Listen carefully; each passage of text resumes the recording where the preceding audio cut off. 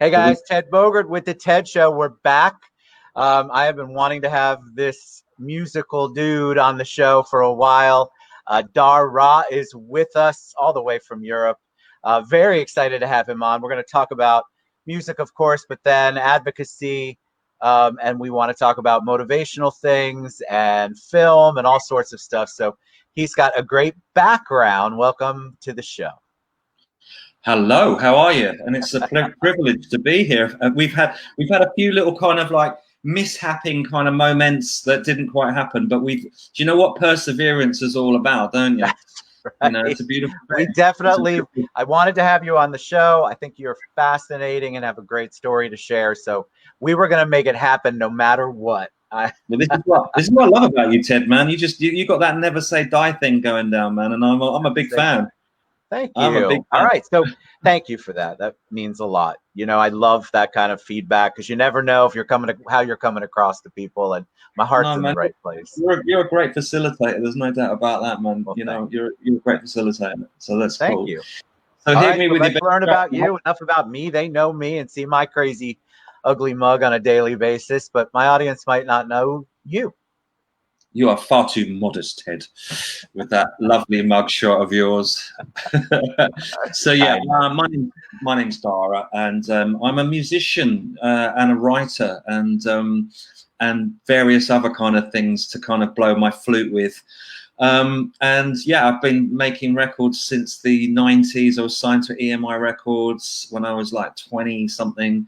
And then I went on and made records for sort of Warner Brothers and various other. Had a few hits in the UK and Australia as well.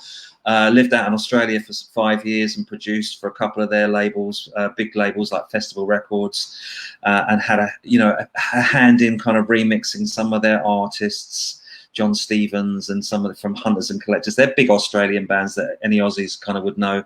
And yeah, spent some time out just living in Sydney and traveling and touring with bands kind of up the East Coast and back down and out towards Adelaide and stuff. So yeah, I kind of had some good periods, you know, doing that. And then back in the UK, sort of in the noughties, setting up a record label called Pusher Deep Records. And then yeah, just because the whole music industry thing really changed on digital, the onset right? of the digital changed the whole thing, right? Not radio killed the video stars. Digital.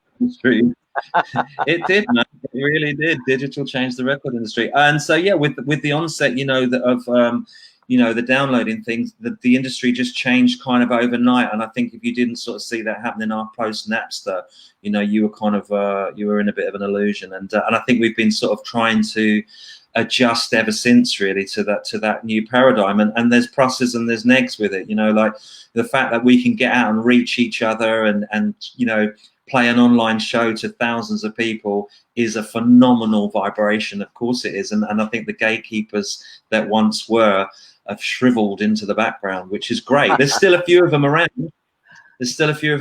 But I think they're becoming sort of like, equally less and less. I think, again, pluses and negs, that, you can't really focus too much on music sales as you did maybe before.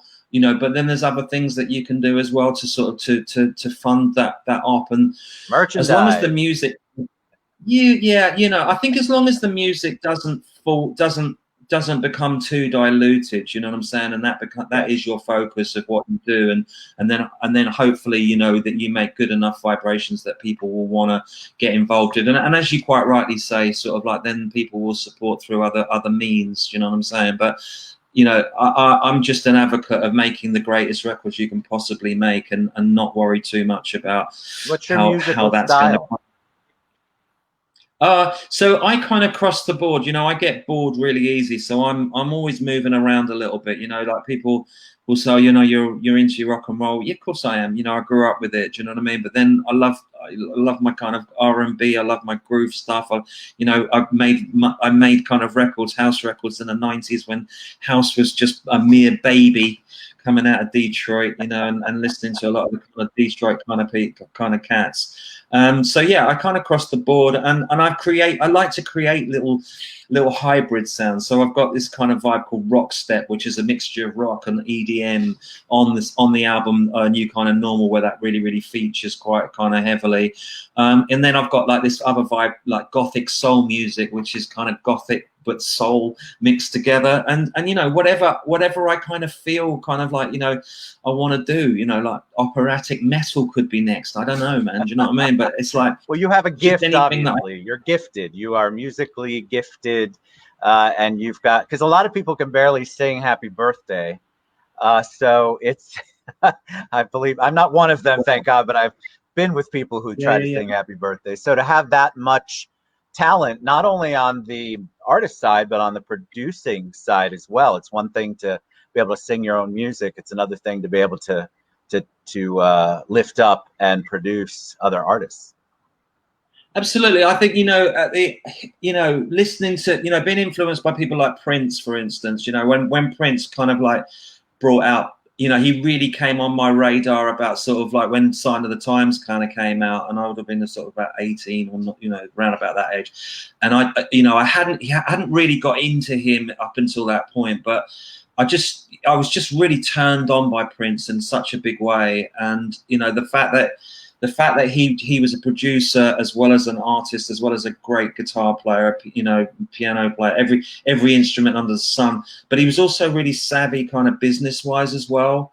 Do you know what I'm saying? Like he had, you know, at 18 years old, he walked into Warner Brothers and said, look, give me the money. I want to run my own label, and set up Paisley Park. So, you know, and the rest is kind of history. I mean, like, I think if you could, you know, no one's ever going to touch the legacy of Prince, no one, because he was just such a trailblazer. But you could try and sort of, you know, maybe reach a few little kind of semi or highs of your own. Do you know what I'm saying? But I just felt that he laid the gauntlet down. So at an early age, I knew that sort of like if I wanted to be all things to all people, I kind of needed to cover a few angles. So production, you know, writing, producing, you know, it was the key. And so, but I was lucky to kind of be in, you know, getting signed at an early age to, you know, EMI, making records for, you know, other labels and stuff. So I got to sit behind some really cool, talented producers and engineers that really knew their stuff, you know.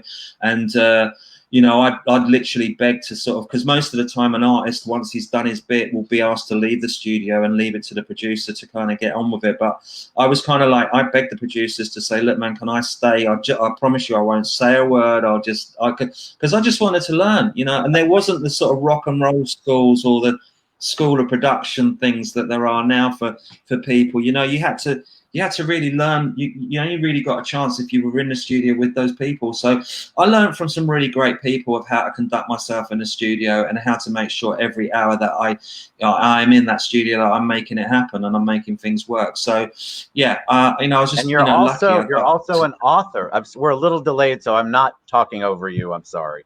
No. You're an author too, and I want to talk some about that. We can get back to the music at the end, guys, I promise. But talk about your work and your books. Yeah, so this one I put out. I had a sort of a bit of hiatus from sort of making records in 2017, I think, and I've been on a road actually from about sort of, I don't know, I think it was about 97 really to 2007. You know, in and out of the UK, out in Australia, out in America, down in Central America, you know, right across the board. And I just kept meeting really amazing people, and you know, hearing incredible stories that I just felt kind of like I had to keep writing down. Do you know what I'm saying? So by the sort of, I had this book full of kind of these character stories from sort of Aboriginal guys that were brought up, you know, in Christian kind of like families, taken from their kind of like their indigenous surroundings, but having this incredible faith about this guy that I'd met. And he sort of kicked the book off actually. So each story, each chapter is an archetype, right? So I'm looking at kind of what makes us human. And the thing that I got from this guy was this incredible power of faith and prayer And when those two things are mixed together, man, like serious miracles can happen. Now, I'm not advocating in a book that you should be religious in any way. I'm just saying, look at what happens when you have that combination together. And I'll give you the reason why I was blown away, because I met this guy in northern Queensland, and it's real hot, man. It's like north of the equator. It's tropical. It's, you know, it's rainforests. And I met this guy based in a place called the Tablelands, and he was with his family, and there was loads of people kind of just, you know, he was the only Aboriginal cat with his family. Do you know what I mean? And I was just drawn to him. I thought, you know what, I really want to go and talk to you, man. Do you know what I'm saying? Because it's few and far between that you get those interjections with Indigenous people. Do you know what I'm saying? Because a lot of them are on reservations. Do you know what I'm saying? And actually quite wary of kind of outside influences. But this guy, man, was just really open, and he had these piercing blue eyes. And, you know, obviously full Aboriginal kind of colouring, man. Do you know what I mean? But he was just powerful. He was like, he had that Jesus type energy about him, real powerful, healing kind of vibe. And I was just really drawn to him. So we just got talking. And as I say, he told me this story, right, that he was originally sort of like taken away from his family. It was called the Stolen Generation. And they were taken away from their families, and they were brought up on Christian reservations. That's another story. But he had learned faith through that. Do you know what I'm saying? So he used to play the mandolin, and he used to go to church every Sunday, man. And he'd play the mandolin in this church, right? And he also worked in a sheet metal factory, cutting sheets of metal and doing whatever he did with them. And said that one day he was basically cutting this metal, and this metal thing came down and cut his hand clean off, right? Wow. And they yeah, man. And I could see the scars. There was no kind of BS going on. It was the real deal. And I said to him, wow, you know, that's, you know, so basically what happened? So he said, look, you know, they kind of iced it. They got me to the hospital. They sewed it on, but they said it would never work again. It would just be a lump. Do you know what I mean? But he said that he spent like 18 months of his life just in prayer, and in, you know, he had the faith that one day he would be able to play again. And within 18 months, he said that he went to church on this particular day, and he said to the pastor at the time, he said, look, is it cool that I'll play? And obviously he's going, you know, I don't know, man. Do you know what I mean? Like, you know, if you want to, you know, but it could be a bit of a train wreck. And he said that he took the mandolin out of the case, and he picked it up, and he said he played like an absolute angel, like he'd never played before. So I don't know what that is. Chills, man. Yeah, all I know is that when you have faith in something, and when you use the power of prayer and the power of intention, that incredible things can happen. And it doesn't mean that you have to be quasi-religious into any faith. It just means that those two things that you have faith in, whether it's faith in the universe, faith in yourself, faith in a God, whatever it is, if you use that higher power, that strength, you can make miracles happen, whether it be healing miracles or whether it be manifestation miracles, where you manifest the life that you kind of want through your belief systems, the whole law of attraction kind of idea. You know, when you use that, and you do not allow, you know, other people basically to get in the way of your kind of visions, right? Where do the vibrations come in? Because that's all part of this, right? Because you mentioned, just, you know, to let y'all know, we were Dar.Ra mentioned about vibrations before we went live, so I've been holding on to that one because I'm fascinated by that, and that all goes with what you were talking about, the universe, prayer, faith. I mean, vibrations are a very powerful thing. So you're the expert, so I'm gonna let you talk on that. Well, look, everything works on vibration, because everything, the whole universe is basically geared up on frequencies. So frequency is a vibration of sort, whether it be a light vibe that you the light energy, if you like, that we see through our eyes, or a sound frequency, which then will create a vibration of sorts.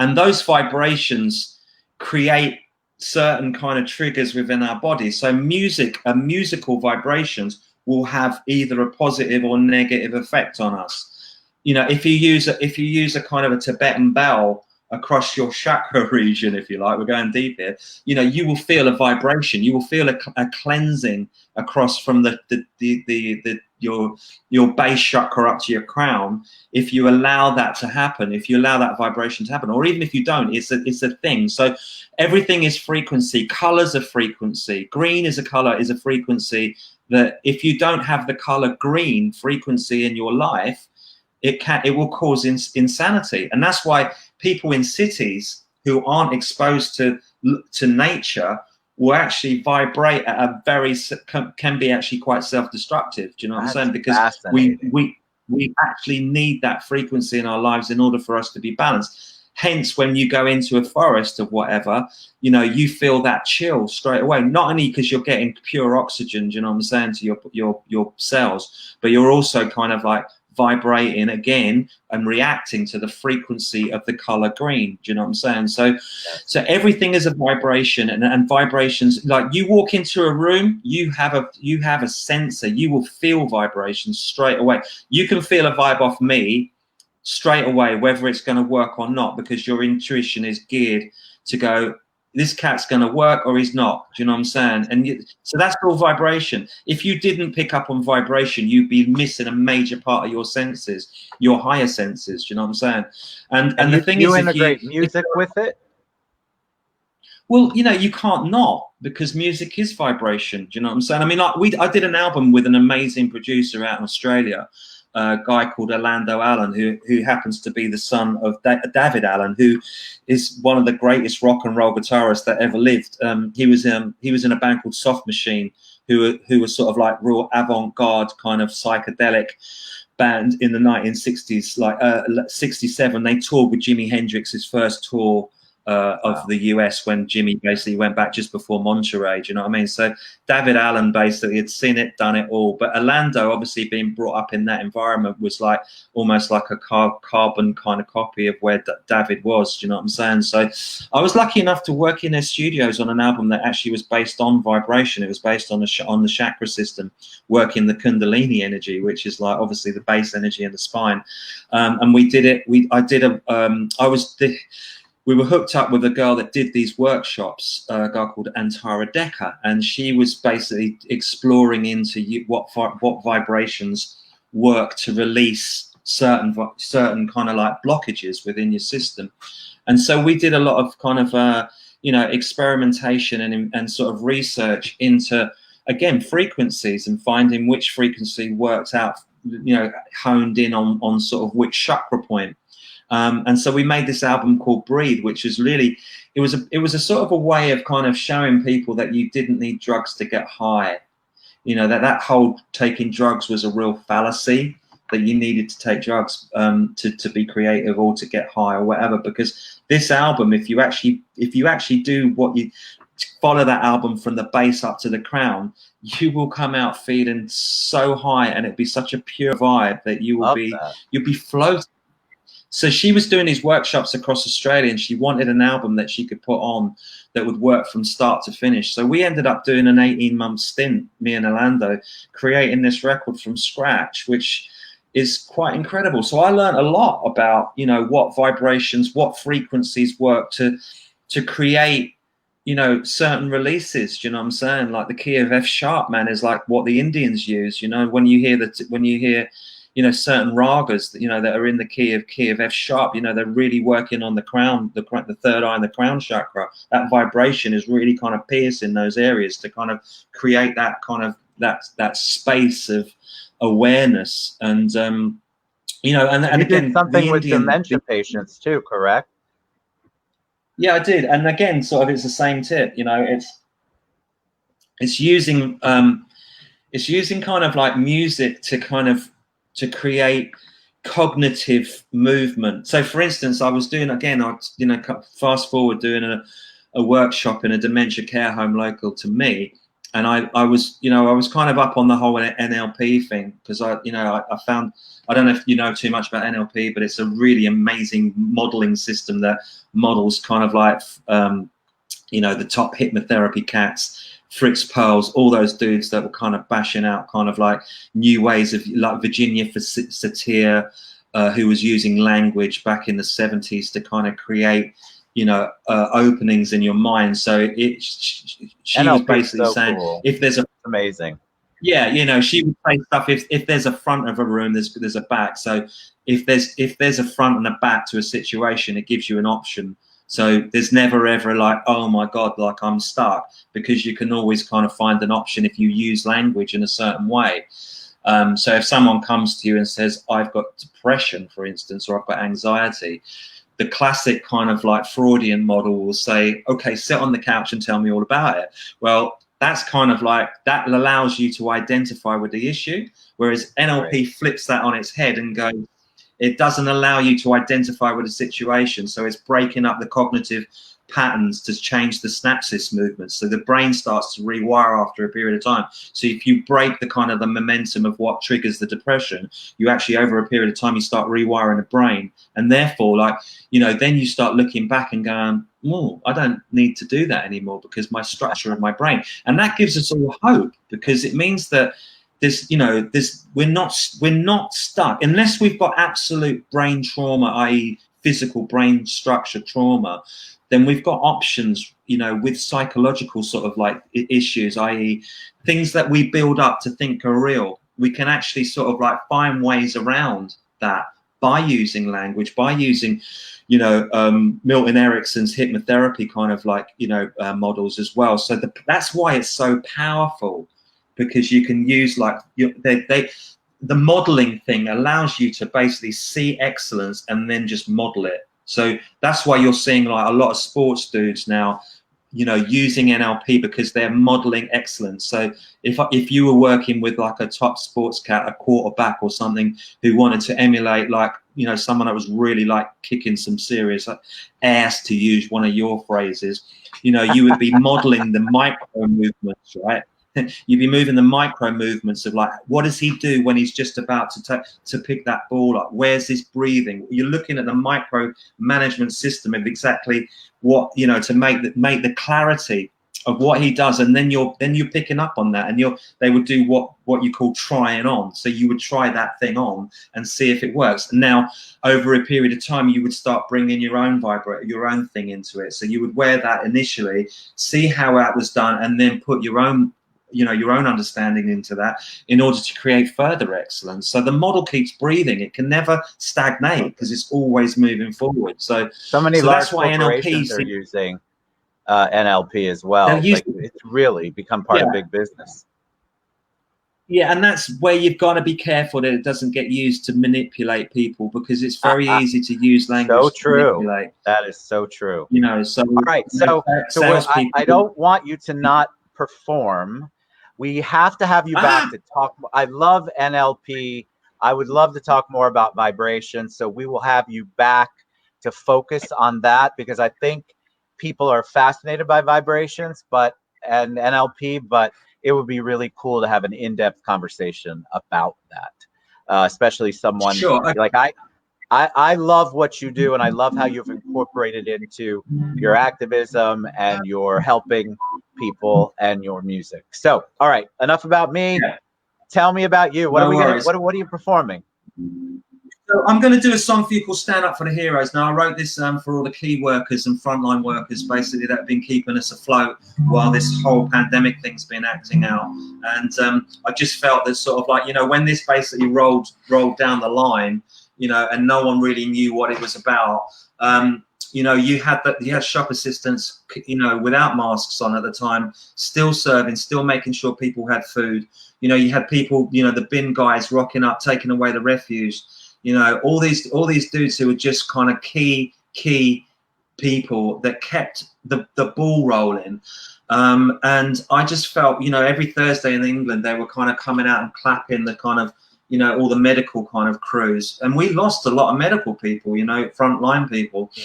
And I just felt, you know what, I think we need a song that actually pays tribute to those guys. So I wrote this song. It's called "Stand Up for the Heroes." All right, that's it.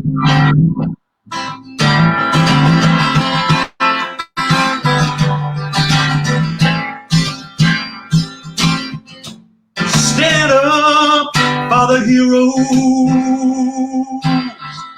Stand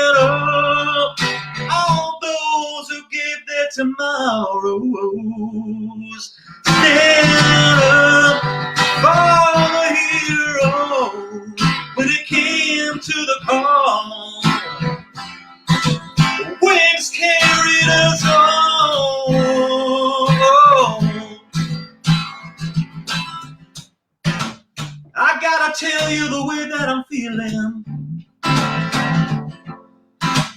Can't believe the things I'm seeing. World is unsteady on its feet. Trying so hard, others close their eyes. Oh, we may not hold back the time.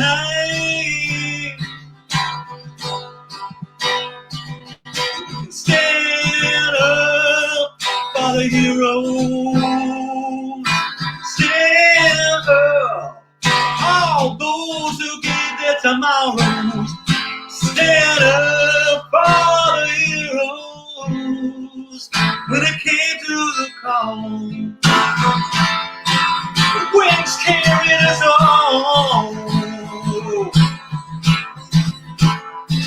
Oh, oh,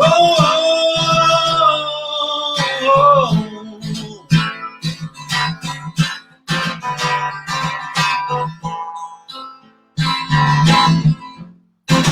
You know that I will never forget their faces. Fallen in battle, but never lost to me. Never had so much been owed to so few. Oh, this sacrifice will never be replaced.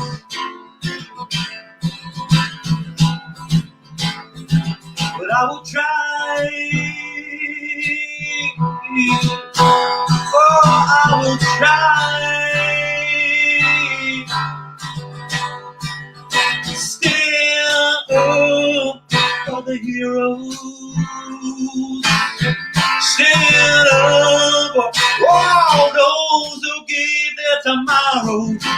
Stand up for the heroes when it came to the call. The winds carried us on.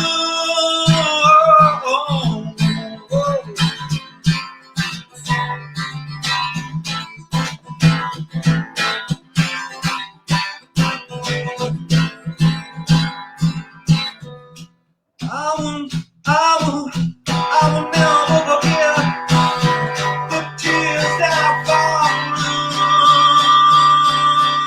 Stand up for the heroes. Stand up for all those who gave their tomorrows. Oh, we got when it came to the call. Winds carried us. Oh,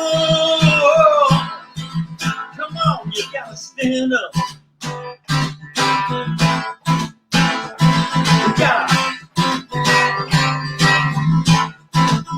We gotta stand up.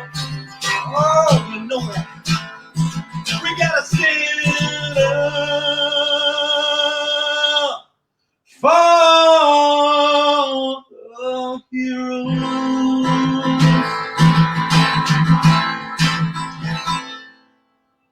Woo! I love it. That was so good.